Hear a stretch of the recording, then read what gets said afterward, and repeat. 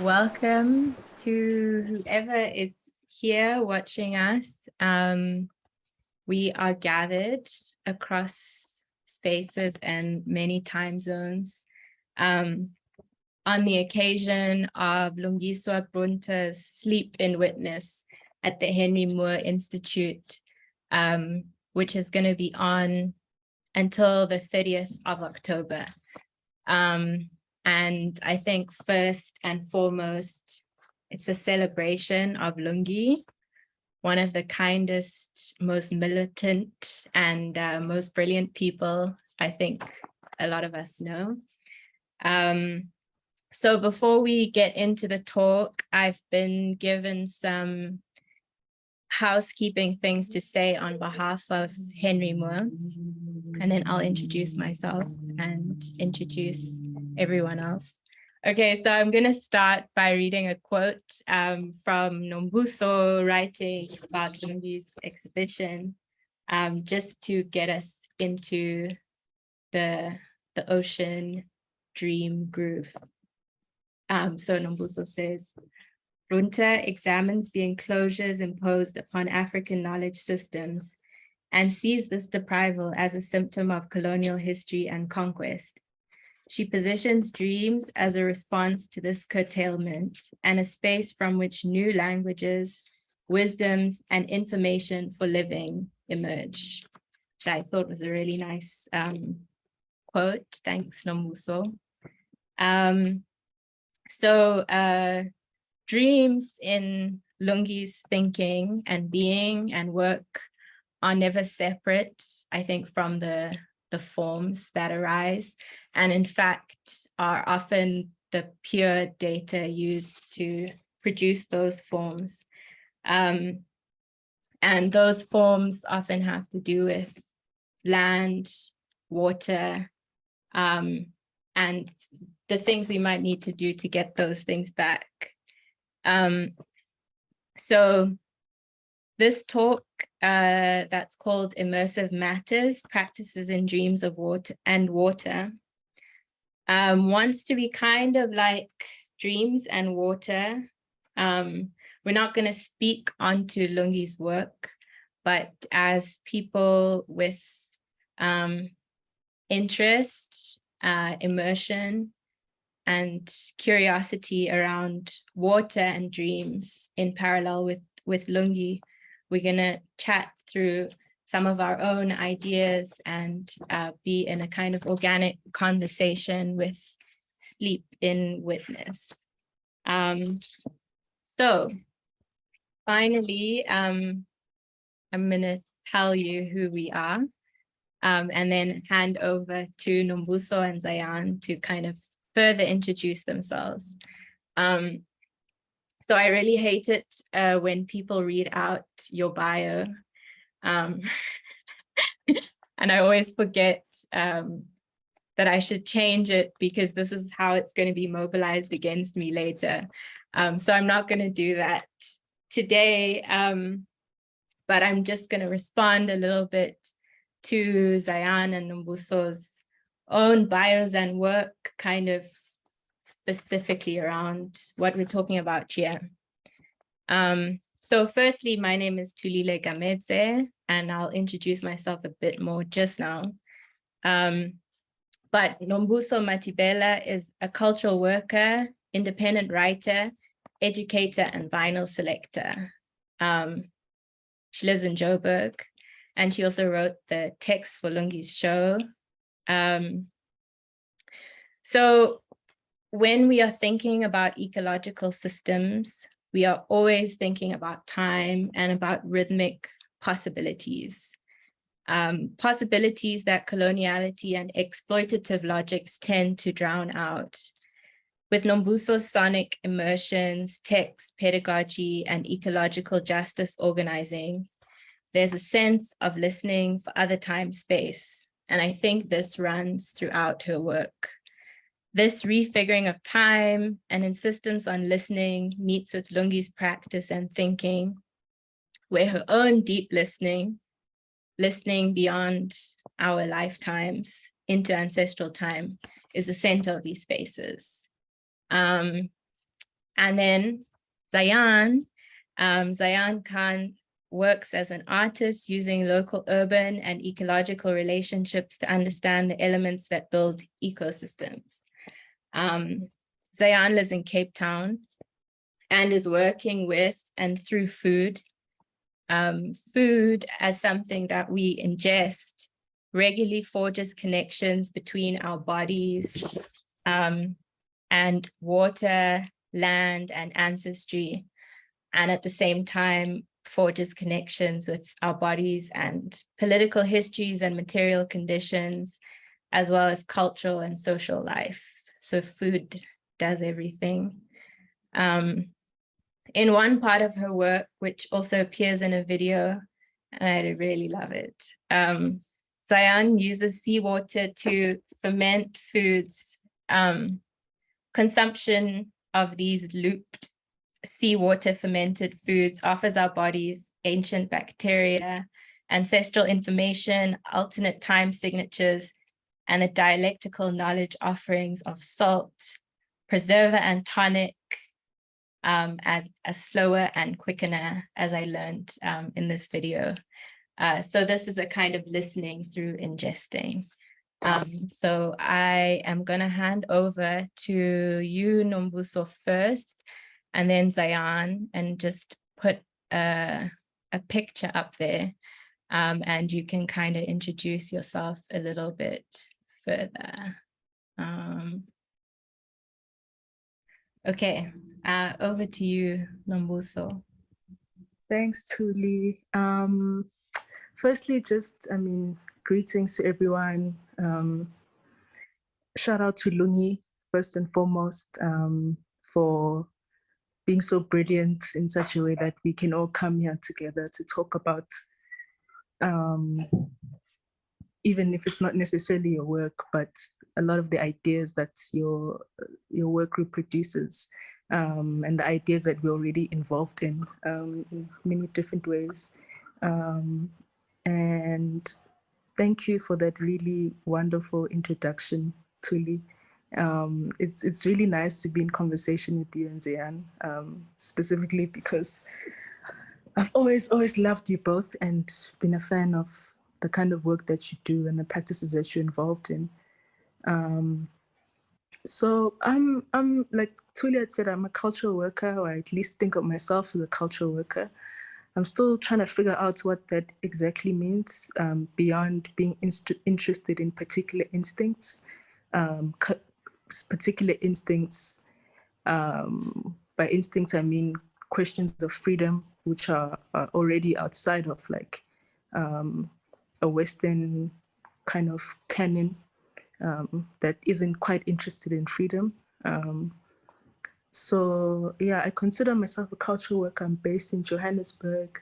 I work in very different, like, how can I put it? I work in very different mediums and practices. I work with sound mostly. Sound is a text, and I think of it as a text. I also write a long sound, if I can put it that way. And I guess in the context of this conversation, much of the work that I'm involved with the collective called the African Ecofeminist Collective, which is really a collective that looks at histories of ecology on the African continent in particular, and to some extent broadly the global south, but our main focus is really quite geographical, if I can put it that way, because of the disappearance that has taken place for centuries around, like, you know, what people on this side think of, how they conceptualize this term ecology. So a lot of the work that we do is around that, and water has been quite a central, it's been quite a central focus, especially this year, because it was just the really big water conference that happened in Senegal, I think 3 months back. And we were part of the Alternative Water Conference, mainly just trying to excavate and understand the cultural histories around water, water beyond it being just commodified, but the relationship that people have with it. So the work that we try to do actually brings that to the fore. But it's quite weird for me because I'm a twin, and I think I've had this conversation with Lungi, that growing up, my own relationship with water, not just growing up, but it still is quite complicated now because, I come from at least a way of thinking or tradition that believes that twins in particular are not allowed to enter the ocean unless they have to negotiate in different ways around. And part of the reasoning around that is that the idea is that people are understood, twins are understood as one soul divided into two different bodies. And because that framework of thinking thinks about the ocean and sound, not the ocean and sound, but the ocean and water as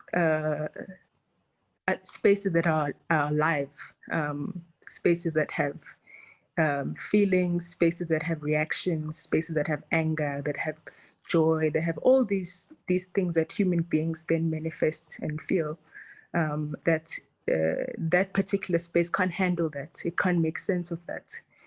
Because when one of you is in the water, it cannot recognize like the fullness of that person's soul without the other. Even if the other's there, it becomes a problem. So that I grew up with that understanding of the ocean, that you just don't go there unless, you've spoken to your family and they're gonna, say, okay, you're gonna have to do this or say this or do this. And literally all my pictures, I was actually thinking, I don't know if I'm speaking too much, but I was actually thinking of sharing some images. And when I realized that most of the images that I'd found of me as a child in the water, I'm like surrounded by family that you can't even see me. Like everyone is just like circling you, that you actually don't have an experience because they're all just like watching you. And so that was my initial relationship to it, and it's just come up in my work so much this year. And yeah. Wow, I have so many questions about that. I just went Just in a bit. quickly, is it okay if you both would enter this ocean together as one soul? Sorry, please repeat that. Is it okay if you would enter the ocean together? No, I used to think we could, but no. In fact, my grandmother used to say that it's actually worse because you are literally two different physical bodies, and that causes more confusion. Which is, yeah, it's a very, yeah. That's really interesting. Okay. Thanks, Nombuso. Zayaan, can you brine us? I would love to. So this is a still from a short video called Ocean as Original Brine, but thinking of the ocean as the original brine. And part of my work is to think through fermentation as a tool for so many things. And one of the great things about it is its connection to water, to salt, and to time, which perfectly sits where the ocean sits. And makes you think about the deep time scale of life and where does life come from. And and what is alive and what do we consider living.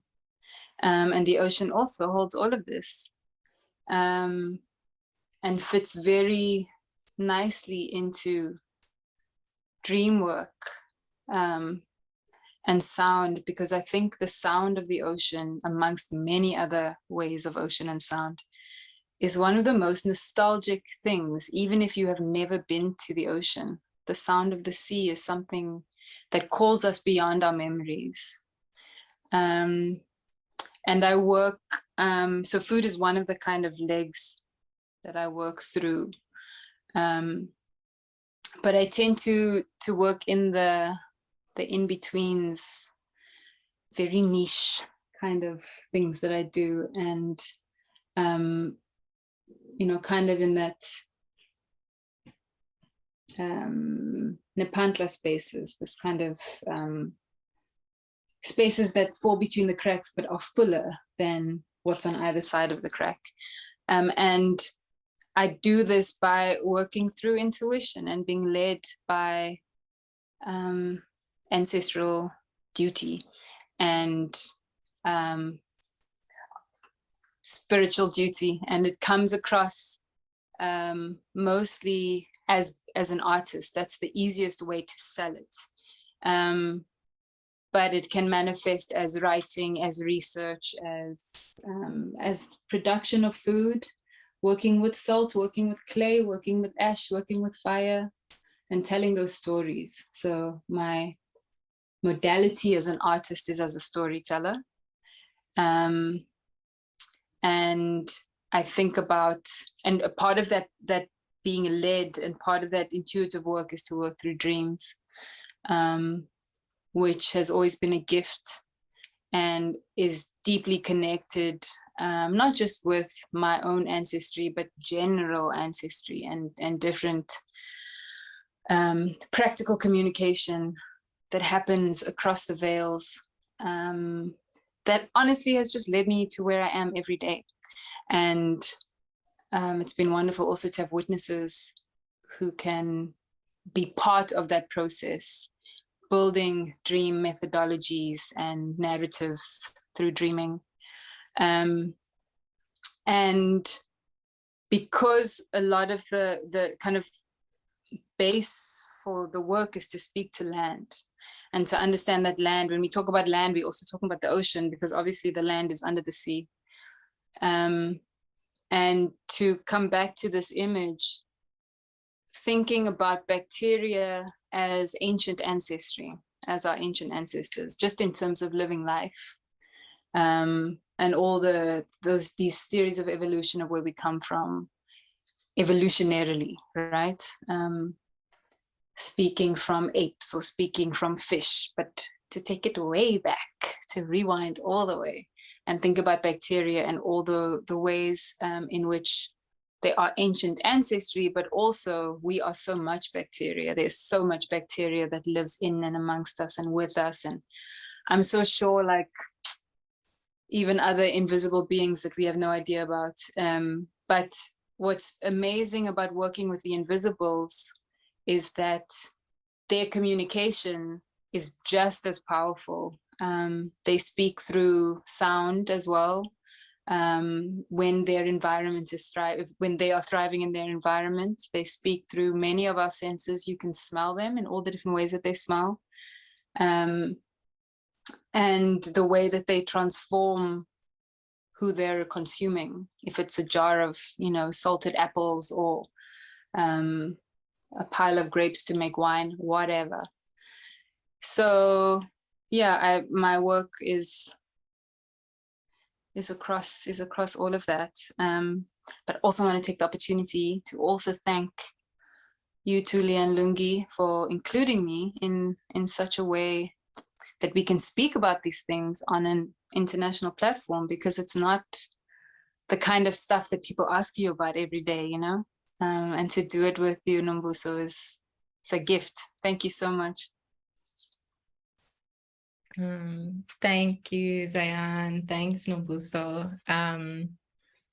Oh, you guys are such great people. There's so many things that you brought up that I'm like, all over the place, but I'll briefly introduce myself also. So my name is Thulile Gamedze, and I'm also, I'm so glad, Zayaan, that you brought up Nepantla, because I only just got introduced to Gloria Anzaldua, and I was like, oh, okay, cool. I was just trying to figure out who had already figured this thing out that I was trying to think about. And I knew it was there. I just had to like, yeah. Anyway, so Gloria Anzaldua writes about this kind of in-between space, and she crosses borders both in like the form of her writing and also the way she moves between poetry and theory and history. But anyway, so I am a writer. I teach in art history. I'm an artist. But yeah, I mean, one way to say it, I think, is a cultural worker, I suppose. I think with all of us, there's a hesitance at art, or like, yeah, you use the word of it's a way to sell the thing that you do, and I think that's kind of something that we all grapple with. I guess cultural work is one response, but yeah. Anyway, so I do a bunch of things, and I have been quite interested in the past couple of years in writing about and thinking about matters like dreams and like water, I guess natural or like organically occurring matters, things that you can't stop happening, as well as matters that are ever present, either by choice or whatever, like clothing is something I've become really interested in, less as fashion, but more as kind of something that has a mundane presence and is constantly kind of absorbing us, our sweat, our feelings, kind of occupying time with us. And I'm interested in these things because I think coloniality and the way that our world is structured is not normal. But many of these things, just being clothed for warmth, being made of water, having dreams when we sleep, all of these things are completely normal. And they offer a different kind of logic than the logic that we live in. So I'm interested in what we can learn from things like dreams and water, just because these things have entire systems or operate in their own systems. So I wrote a kind of manifesto for water. I don't know if it's a manifesto, like last year. It was in the Black Ecologies issue of March, if you're interested. But I'm just going to read a quote to try and get at some of what I'm interested in with water, which is so much along the lines of what Zayaan is talking about. So through its embeddedness in organic earthly happenings, water stores both ancient memory and the possibility of its own mutation in infinite futures. And as a result of its central role in any colonial project, water also experiences and is subject to the crude capitalistic forces of taxonomy and commodification. People, being predominantly water-based in composition, bear this simultaneity in our bodies, in our bodily functions, deeply connected to an expansive planetary memory, but also forced to regenerate through colonial mechanisms of reproduction as an unavoidable contamination. So I'm super interested in the layers of time that water connects us with. But I'm also not interested in this tendency to, that we can see often, I think, in art spaces, to pretend as if water is this neutral, generative, just blah, blah thing, without kind of acknowledging the fact that there can't exist any kind of exploitation project without the capture of water.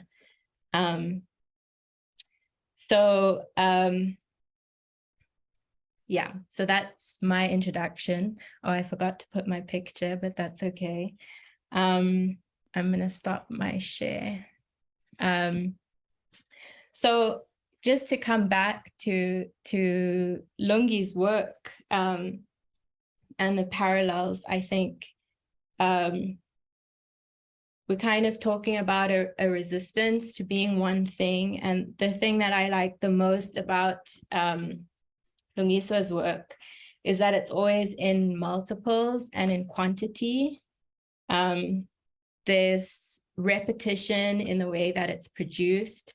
If you're ever in studio with Lungi, she's like bleeding on barbed wire, like cutting things off and like smashing bottles. But it's always mass, and it's always this repetition. And then in its actual form, its presence kind of mirrors this, where whole rooms or large spaces get transformed by the presence of things in quantity. So it always feels that the environment has shifted, rather than that there's a clear object to kind of focus on. You're kind of like forced into an encounter. And I think this immersive quality is pretty relentless in that way. And I think, yeah. And sometimes it's a relentless kind of danger, the smell of petrol or the presence of broken glass. But sometimes it's really peaceful, the presence of water or earth or nice textures to kind of walk on. And so I wanted to speak with both of you, because I also find that kind of quality in both of your works. And yeah, I don't like reducing people to work. But anyway, the next thing that I want to talk about is the role of immersion, or like what's the style of immersion in your practices. So maybe Zayaan, you can go. The style of immersion, meaning? Meaning, how does immersion feature in your work? I think I can speak to the recent realization that I live along the neurodivergent spectrum, and have kind of boxed myself into a very normative way until I realized that it wasn't the way to do it. And I always used to say that my work is just process. That's how it is. And so, for example, with the piece that we shared with the original Brian, it could be, like with that kind of work, it's a story that could come out in any form, but it happened to be video in this case, but it could be sound, it could be blah, blah, blah, blah, blah. But I immerse myself in almost obsessively, what is referred to as fire on the mind, where I'm thinking or trying to come up with solution, which comes from doing organizational work, and working with a whole lot of global movements, and being part of movements towards mostly agrarian reform and land reform, and being so determined to find solution, and finding solution, especially on the local scale, and working through networks on a global scale. But it was exhausting, and I died a small death when I stopped. And it was so used to running that, you know, I fell into a very, very dark depression, and decided to stay there. And it turned out to be, like I said, like a small death, which we ended up calling death life, and finding the light in that incredible darkness.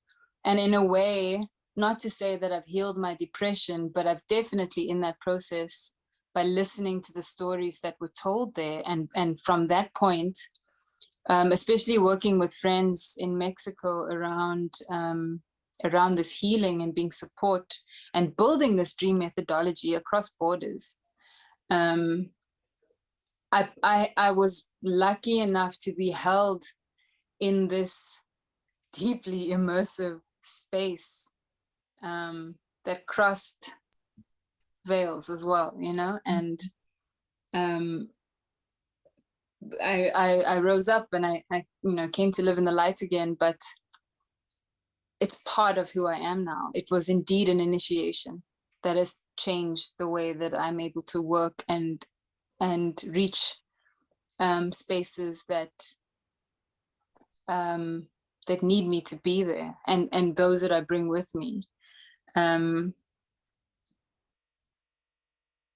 But also thinking in the context of, in this dunya, in this space and time, in this land and this place, physically, I am always in response. A part of that neurodivergence also is greatly in response to my environment. And so I'm always in context to everything else that's around me, invisible or not, and am very sensitive to that, and sometimes think, you know, if I was in a place where I wasn't in control of that, if I was imprisoned, or if I was, how would I survive that if I'm if I have these kind of needs, you know? I wonder if there's anything else I want to say about that, and if I indeed answered the question. Yeah. No, I think so. I feel that depression is high on the list of the most immersive experiences is quite a relatable kind of idea. And it's also it's so great that you speak of depression in this kind of way, something that it's maybe important sometimes to sink into and find out what's there, as opposed to something to repress. Or deny. Yeah.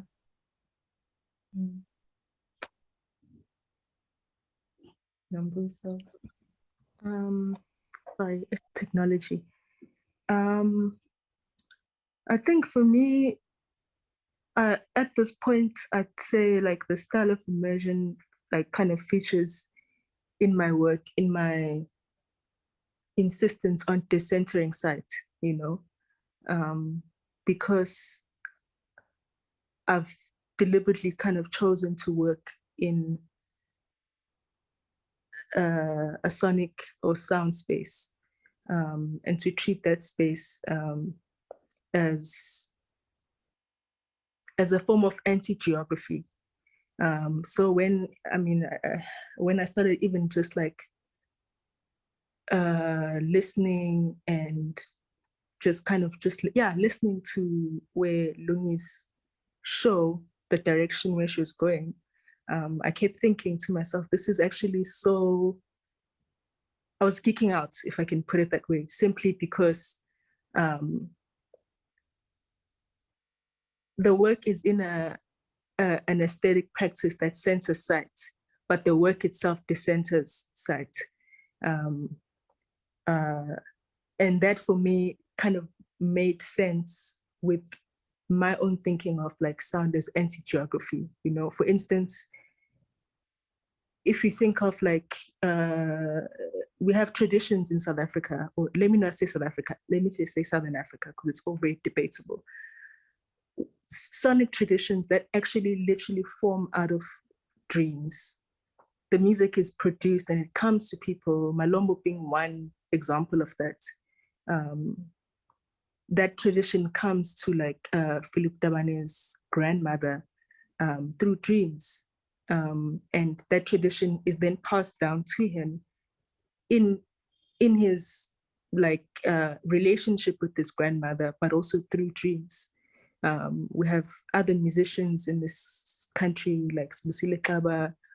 So much of the music that comes out of, you know, from that world of people is music that is literally coming. It's music that isn't here, but it's here.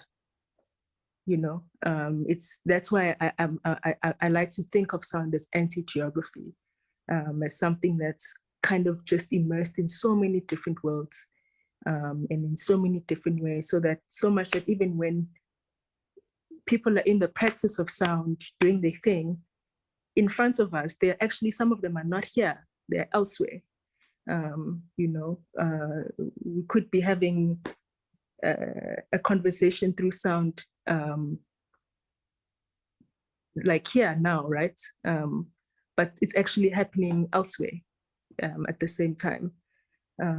So I'm really kind of interested in those kinds of things because they desensitize. They desensitize sight being this thing that has been the obsession of like the Western like knowledge system practices and ways of doing things. Everything is about what people can see with their eyes, you know, and every other sense is then kind of undermined. And what's interesting for me is that what comes out of the people who are responding to the oppression, who are responding to colonialism, capitalism, patriarchy, everything else, is that they actually situate their freedom outside of sight, you know, where that's why sound becomes this contested thing across so many colonial, English is escaping me, but like colonial governments and colonial conquest. Sound is something that is at the center, that it has to be destroyed, you know, that the so-called indigenous oppressed people must not be given the gift of memory, you know, of holding those things through sound. It has to be destabilized simply because those are the forms of knowing things other than sight, then allow people to practice their freedom, and then they realize, actually, I'm not a non-anything, you know.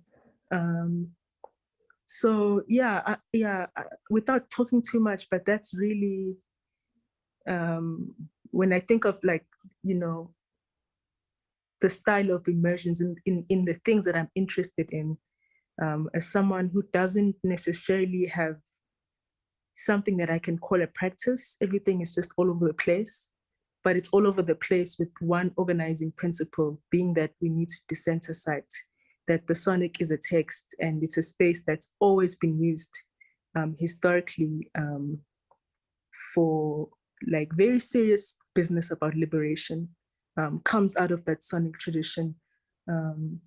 Yeah. And a lot of it is in Lungi's work. Hey, I was like completely, the whole time I was just like, oh, this is so cool, you know, but it's all sights, but it's not, you know, it's, yeah.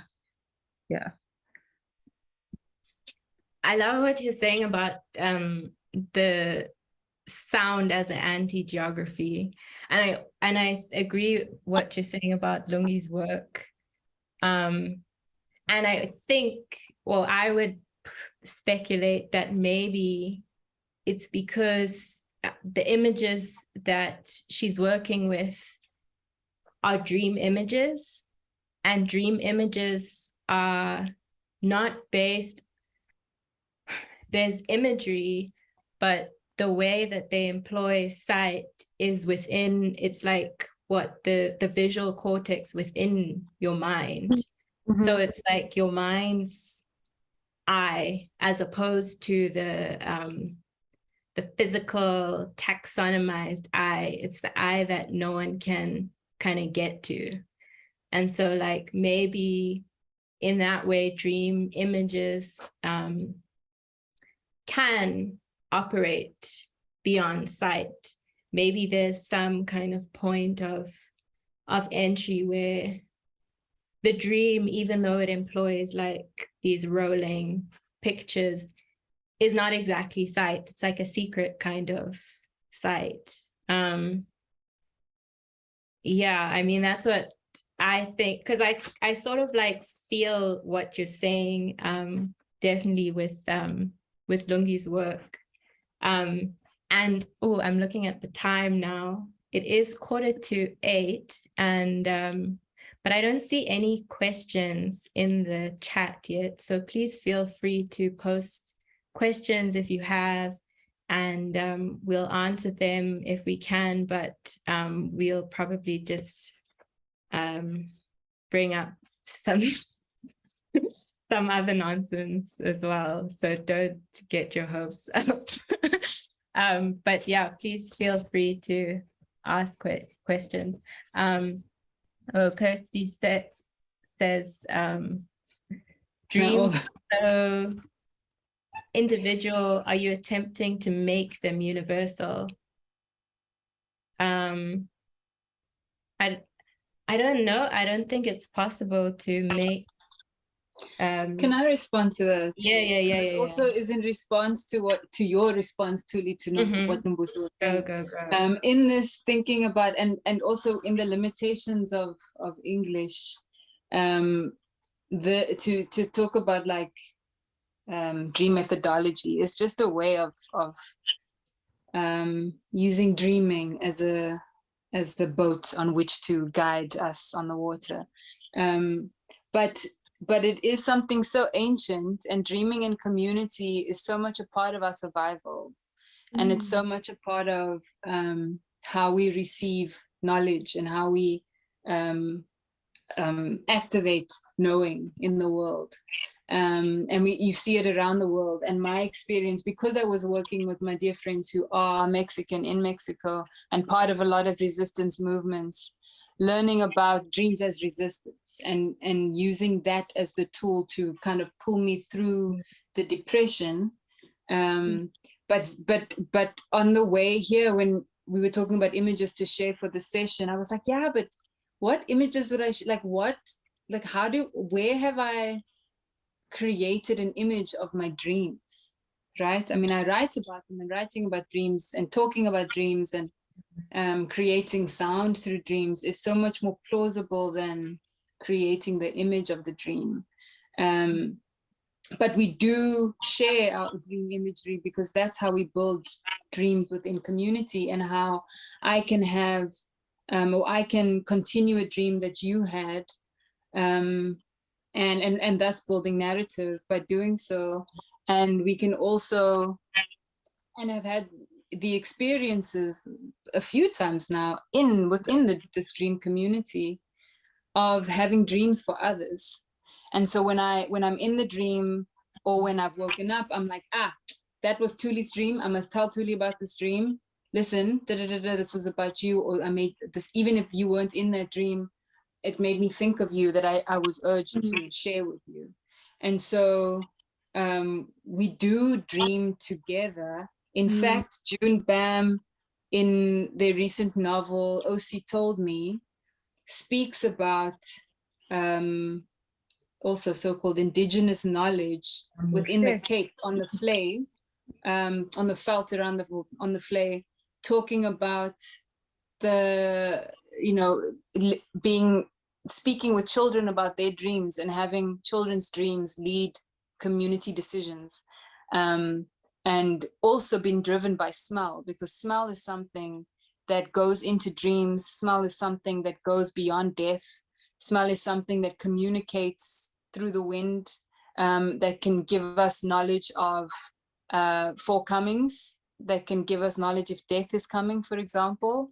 And it's described so beautifully in the book, to the fact that, this dream knowledge and this kind of knowing is as scientific as the knowledge of knowing what plants to plant with indigenous plants to plant with each other to avoid which species, pest infestation or whatever. And I think that's such a very, very powerful thing. Just want to jump on the point that you made, Zayaan, around dreams being like a collective, like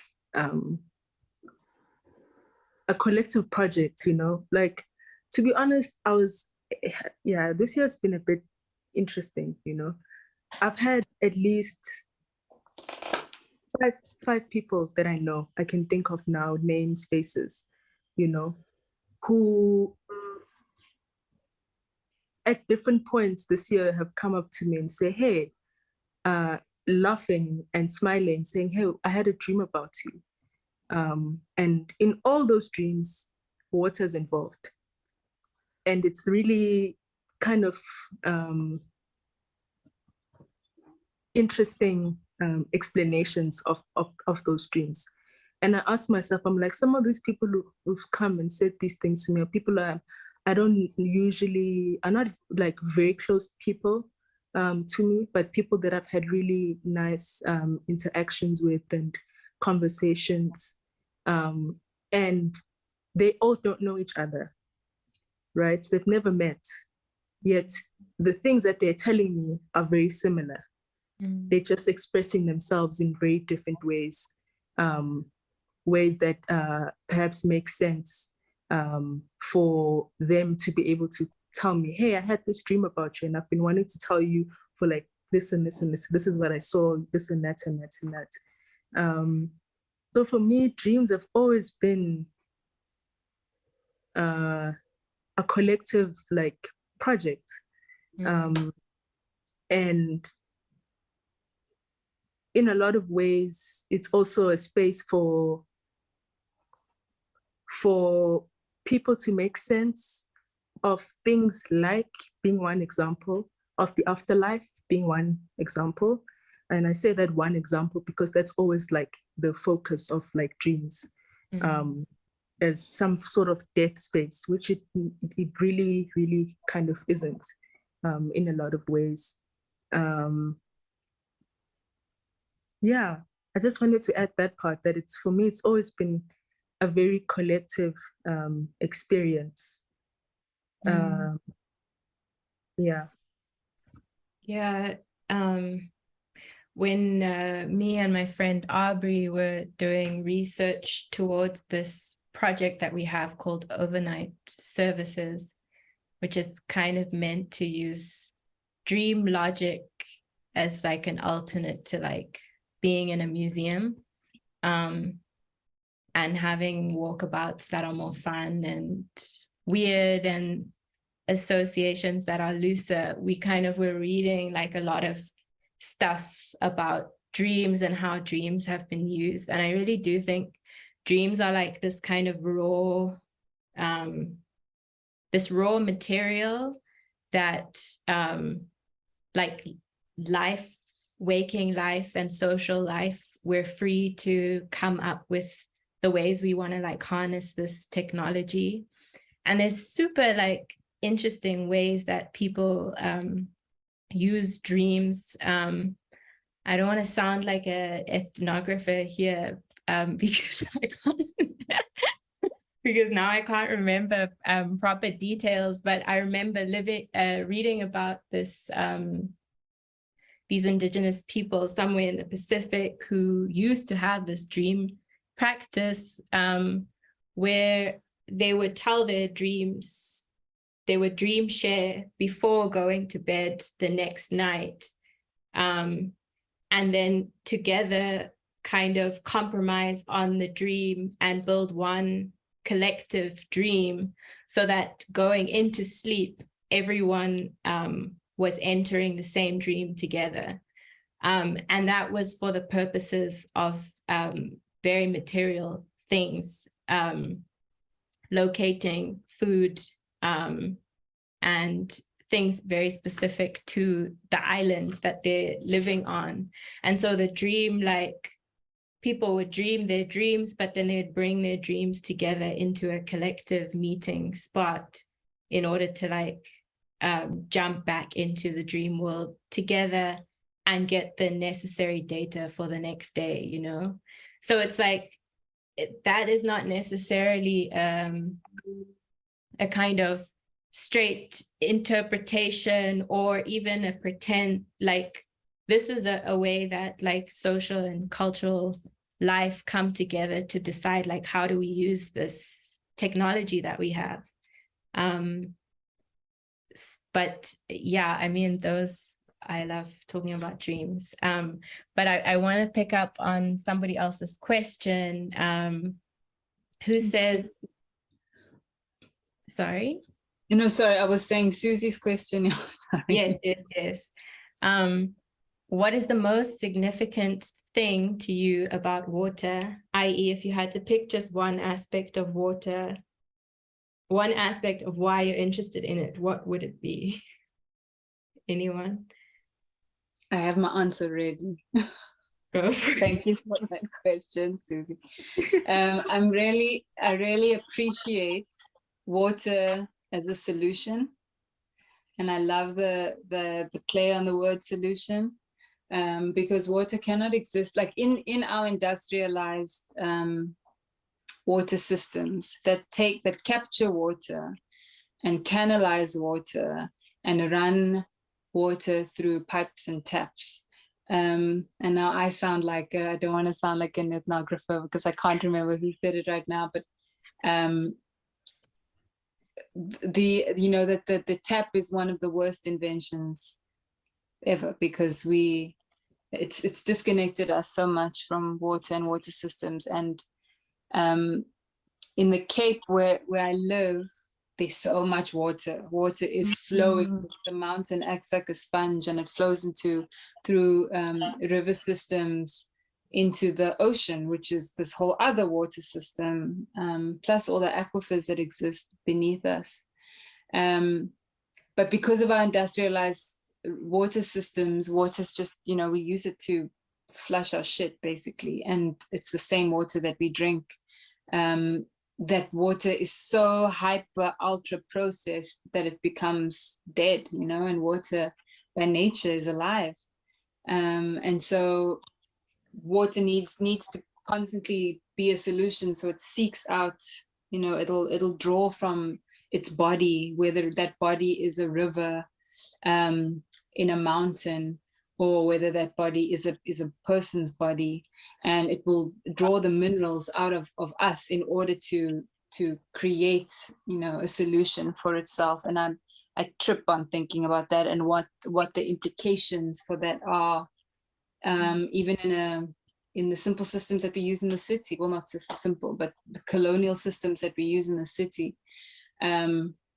Especially on the health of bodies who don't have access to nutritious food,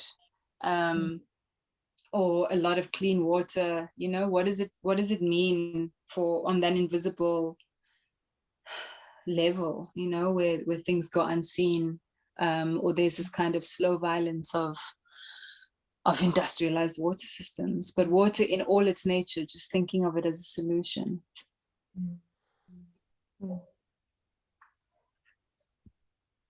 I'm going to be thinking about that for the next 12 days. That's okay. I'm not even going to say anything. Thank you, Zayaan. Drawing out the minerals in our bodies. Okay, so I was just going to ask if we're allowed to answer a couple more questions, and they're saying yes. So Nombuso, you have some hard-hitting questions. Where does the power come from that brings danger to a twin entering the sea? That's number 1 for 5 marks. And number 2, from Mia, is linking back to your comment on sound as anti-geography. Yes. I find this really interesting and work with touch within my own practice in a very similar sense. So I was wondering if you had any further thoughts on knowledge gained from our other senses outside of what we can see in a universal sense and unattached from geography. Thanks. That one's 20 marks. Make it 100. I guess maybe if I can just start on the first question. I mean, I guess even, I've been asking that question, you know, where that, not necessarily maybe where that power comes from, because I think maybe that power is quite subjective to the particular tradition that I'm speaking about. As to what that tradition actually is, I don't know, because on both sides of my family, my father's side and my mother's side, who are both, who come from different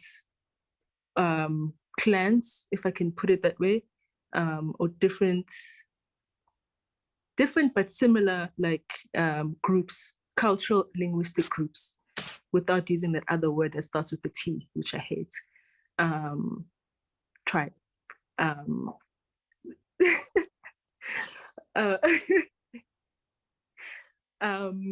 It's a shared belief, you know, and it's not just specific to the people that I'm talking about. You find it in different groups across like the world. But as to where that power comes from, I think that power comes from a very specific belief system, that something is that way simply because we believe it.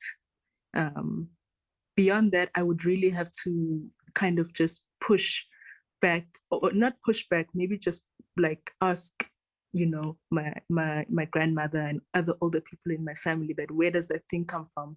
And in my own ways of getting to that question, you know, the answer's just always been that, you know, this is almost like very real folk, as in, you know, this is what we've always known it to be. As to what that chain looks like, I'm not very sure how they would describe it.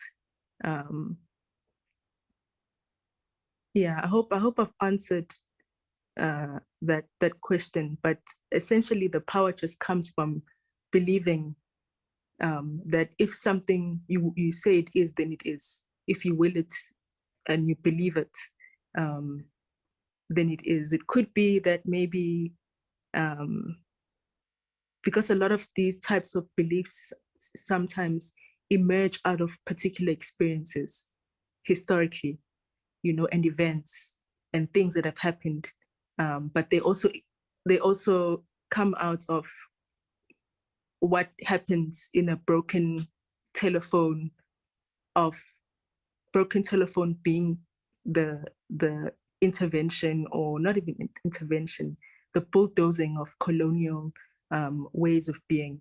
So it's difficult to know certain things because of those, you know, that contamination of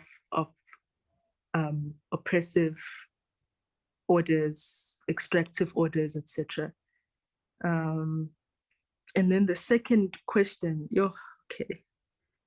Thulile, I'm gonna have to read that again. Hold on. Okay, so Mia is thinking about anti-geography in relation to their own work with touch, which is working in a similar sense. So they are wondering if you have further thoughts on knowledge gained from our other senses, not sight, in a universal sense, unattached from geography. I guess maybe the part that's been kind of decentering me in the question is the universal part. I get a bit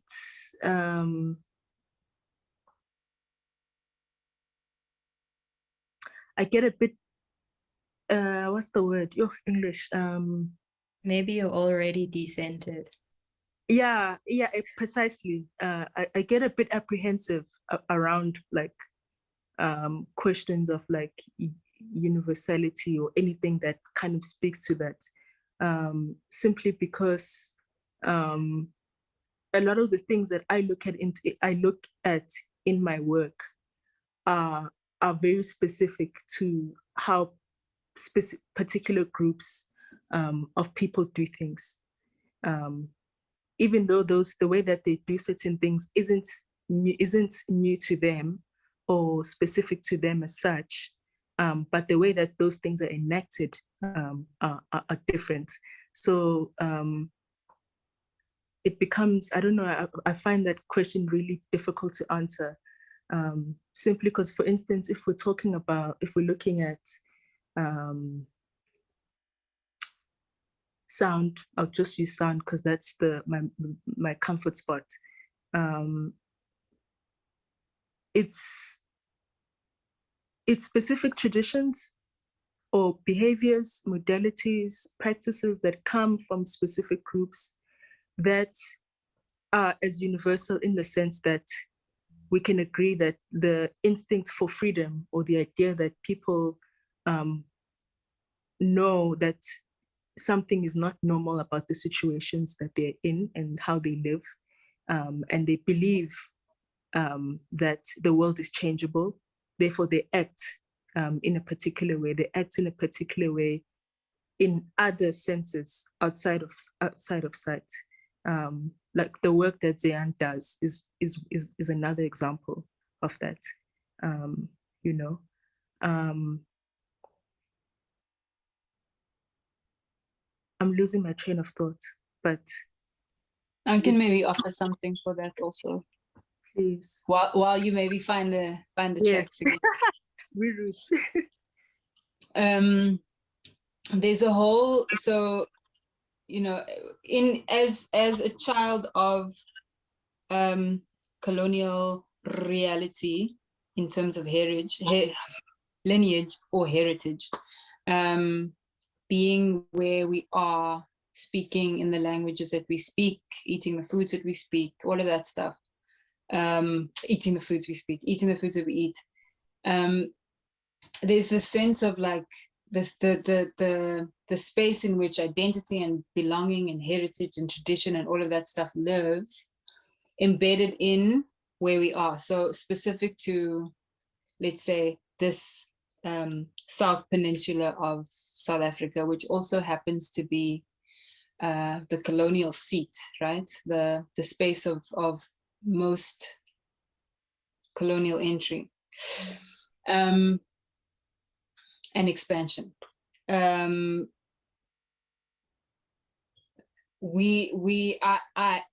my experience is that there are so many knowledges that have become extinct because they've been, as per the colonial agenda, have been killed. So there's been like vast, not just genocides, but epistemicide. So the way, what we think and our ways of knowing and being and our inheritance that is directly a result of being within, on, through, dreaming with land has been killed, has been severed. And so how do you unhinge your sovereignty, your survivorship from colonial and neoliberal imperialistic ways of knowing and exchange? Because that, you know, in a capitalistic way, that's a financial exchange in order to feed ourselves and clothe ourselves and you know, in many cases entertain ourselves in all the ways that we consume, whether it's menstruation or birth or whatever. It goes through some kind of financial exchange, or it's hinged onto capitalism. And so how do we revive or reclaim the knowledges that are extinct? And in my practice, it was a very long way to say what I've done in my practice is to use the sensory engagements, because that is how what is inside me gets outside of me and what is outside of me is absorbed into me. And when I'm saying me, I'm not just speaking about the physical self, but also my soul, right? The spirit of me and what I do. And in this way, speaking about work that is not the agency to sell, not that work, but like the life work. And through the senses, all of them, even the sixth and seventh and whatever senses, I'm able to gain answers and then come up with solutions that, you know, I can speak as myself, but I know that there's a whole community of people, for example, and in recognition of other spirits that works through me and works with me and allows for that passage to happen, or grants my protection in those moments. But it's a direct result of that sensory engagement. And so I work at fixing that, or at working through that. I know, and now it's so second nature. And I'll give you an example. So on paper, I'm actually a horticulturist. And so my first kind of work post choosing my own path was to work in nurseries and run nurseries, and so work with plants. So plants is my first like language in work. But to be able to feel, and so the first nursery I was working at was a lot of English perennial plants, which are plants, you know, kind of European style plants that grow either in one season, they grow, they set seed, and then that mother plant dies, but then there's all these babies, or they grow and then they completely die back. And in the wintertime, they do the things they need to do, and then they spring forth in the springtime.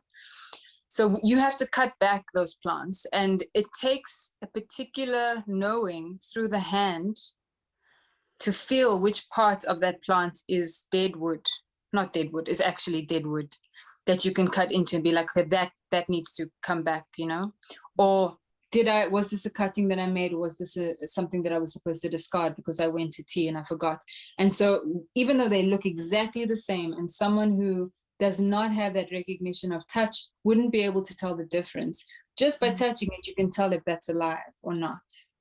It's the same way that the midwife can put hands on the belly and feel which way the baby is lying, you know, but also working through sound. Smell is a huge one. One day I'm going to invent smell-o-vision. That's how deep I'm into smell. That's my superpower. And so there's a very long answer, but yeah, it's very important. Just to add to that, just the last part, Zayaan, you know, on you know, smell, impepo, you know, is such a central weapon in a lot of things, you know, and there are people who cannot stand, you know, the smell of it because of what it brings out of them, you know, and I mean, I'm for instance, I can't, hey, the smell of it completely gives me this big headache where I can't get past it. And then my brother's the opposite. My twin brother is completely immersed in it, to the extent that to sleep, he burns in paper because it helps him to sleep. When he wakes up in the morning, it's sunshine, you know, to him. And when he walks in the room, you can smell it, you know. It's like he's walked in, or it has walked in. It's like this traveling. The other part of your soul. Oh, it's like disturbing to me. You've become this thing, you know.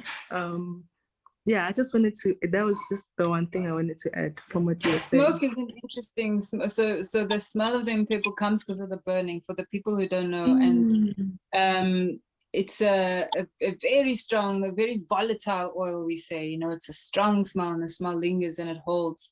But smoke is one of those very interesting things that lives in that liminal, like it is such a liminal, tangible, non-tangible thing, that I think it's such a, it is a dream unto itself. The wisdom that is in smoke is levels.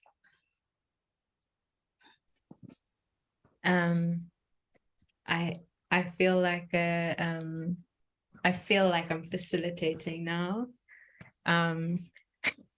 even though I don't want to, but I'm gonna try go towards like reading out 2 last questions, and we can all answer, and they kind of move with where we were going anyway.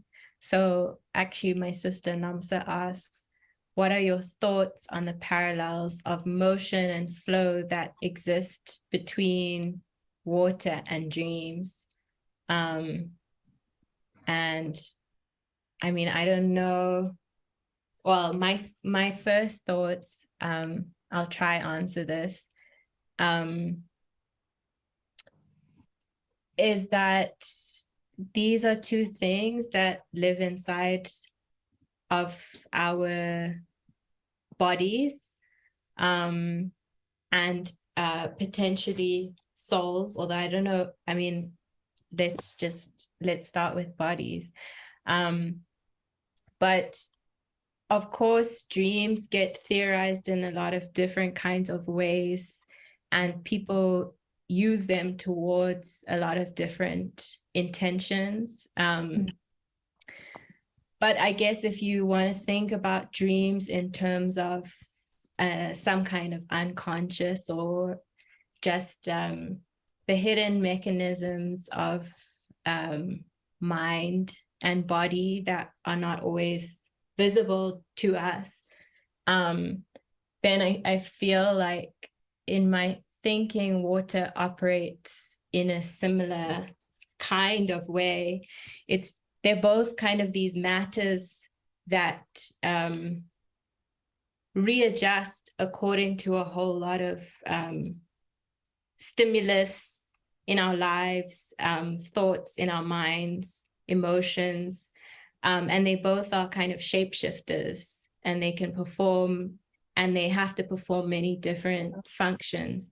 So for me, why I love water is because it makes me feel better about also not knowing exactly what my practice is, because like water can be one thing this millennia and something else the next, and then come back. And then even in your body, it can be so many things. It can just be passing through, can be animating your organs. It can be like sweating out of you. It can be flowing through you as blood.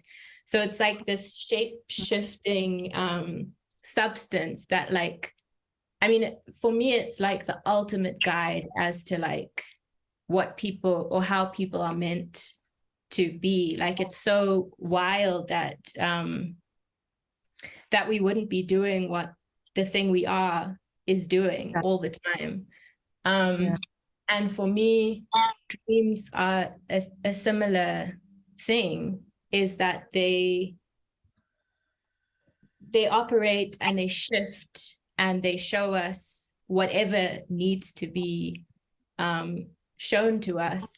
And that could be literally anything at any kind of time. So for me, like water and dreams, that's why I like to think those like matters in parallel with each other. I don't know if you guys have thoughts. That was wonderful. Yeah. Thanks. Validation is a similar thing, similar matter. Yeah. Okay, so I'm gonna read Aubrey's last question, and then we can all kind of give our answers and last thoughts and close off. So Aubrey, who is my dream collaborator, writes, wondering about what water and dreams respectively do to our sense of touch and how touch figures in Lungiswa's work as such a prominent element. could you maybe expand more on touch as sense making in your work?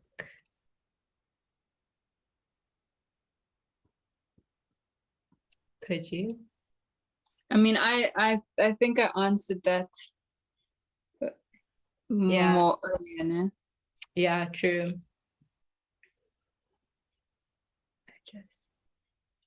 Trying Oh, to think wow. if there's anything else. I'm seeing your dreams, Zayaan.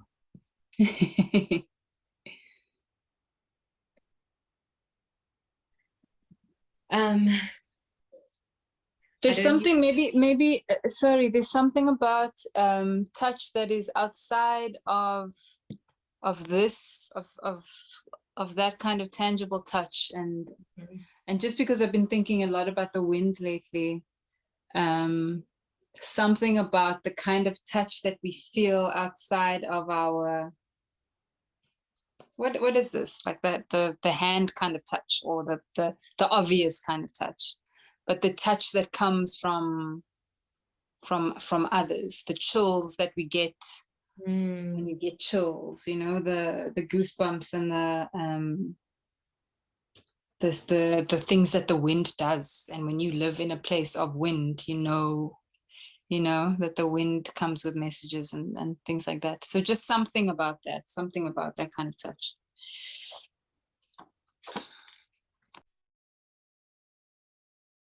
It's like a soluble touch. I only learned the other day that there's a difference between soluble and insoluble fibers. I was like super confused as to why watery things could have fiber. And it kind of reminds me of what you're saying, like more of a soluble touch, like the touches that happen on the inside. And like, yeah. Exactly. So I wonder if anyone has any last words that they would like to say. That quick, I was going to type it now, but it's going to be quicker to say it. The question, Alex's question about what does dead water do to the body? Yes. And it's more this thing about what if I can answer this succinctly, say focus, what the body does to the water. So the water's inclination is to saturate itself, is to be because of the nature, because of the nature of water, and it saturating whatever it is in, if that surface is not inert. So not if it's glass, but even in glass, after some time you're going to start getting saturation, but it will pull, because it's all the minerals of water has been taken out of it. It needs to come to a state of its own equilibrium, and so it will pull minerals from the body that it is in, whether that is a stream, and if the minerals, if that space is polluted or not, doesn't matter. Water will just saturate that space. And so if you are drinking like liters and liters and liters of water out of the tap, of this industrialized water, or reverse osmosis water, that's the deadest kind of water in the sense, then it will, in its nature, it doesn't differentiate whether you are a mountain or a rock or a animal body. It will pull those minerals to saturate itself. And a quick remedy to stop that from happening, or to create a sense of liveness in the water, is just to mineralize it. Whether you put a pinch of salt, mineral-rich salt, or a pinch of clay, or a pinch of clean ash, or drink out of ceramic, that kind of thing, or put a stone, I don't know, whatever. I don't know the science behind it, but that's just thinking on that.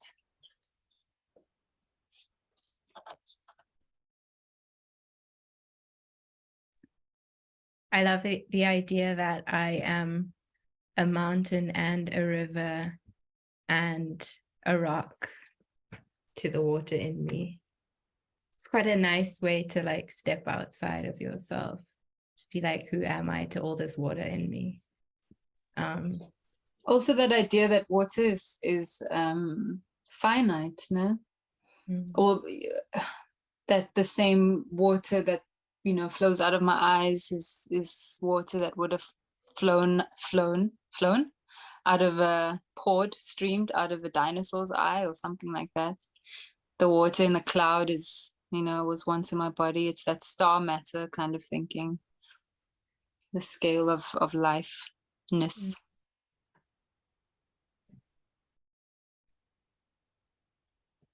That feels like a sufficiently open place to close, maybe. Does anyone have anything else they'd want to say? I just want to say thank you to everyone who's been here. The questions have been really lovely. And thank you to Lungi for making this amazing show, and to the Henry Moore Institute people. It's been really nice being in correspondence. And thank you for everyone sharing this time together.